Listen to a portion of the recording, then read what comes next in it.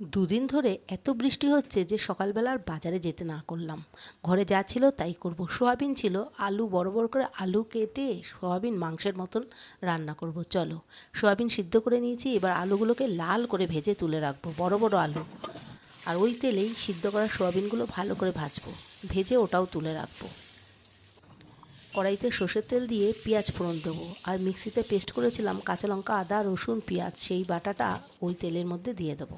ব্যাস, কাশ্মীরি লঙ্কার গুঁড়ো, হলুদ, নুন দিয়ে ভালো করে কষাবো। মিক্সির বাটিটাও একটু ধুয়ে জল দিয়ে দিলাম।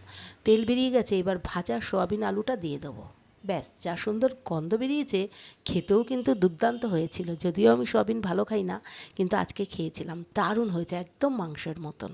আমার মেয়ে তো খুব ভালো খায় সোয়াবিন।